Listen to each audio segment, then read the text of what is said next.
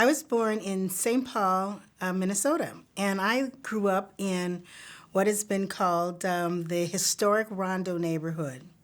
And I'm not sure if everybody knows about the Rondo neighborhood, but the Rondo neighborhood was really a high-functioning African-American working-class community.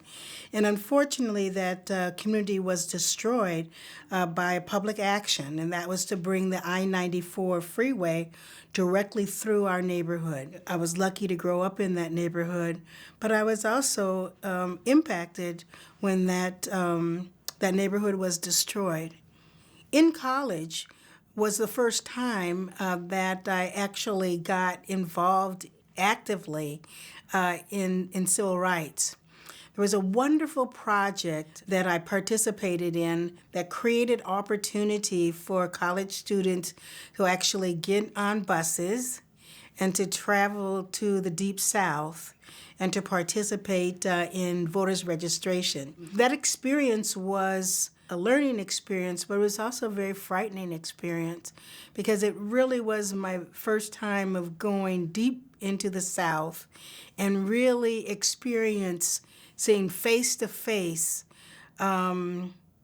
fear and anxiety and just kind of raw hatred.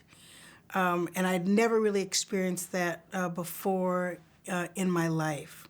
All of us had heard the stories, seen the stories, knew people by name and reputation who had lost their lives. I knew the story of Medgar Evers. In fact, Medgar Evers, was a part of that NAACP office, where we were going to visit. And everybody who was there to receive us knew the danger, more so than we did, that we were walking into. It was all a very different experience for me, and it was an incredible opportunity for me to really understand just how insidious these restrictions and how violent the objections were to people just being able to exercise their constitutional right to vote. There was never been a day or a year since that experience back in '70 where I wasn't involved in a campaign or in an issue about the importance of bringing one's voice or empowering, someone to get a problem or issue addressed. It forever changed my life. It added to, this narrative that began so many years ago in the Rondo neighborhood.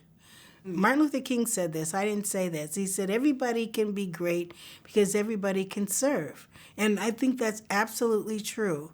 A small minority of people's views can dominate, the course of action, the direction of our country.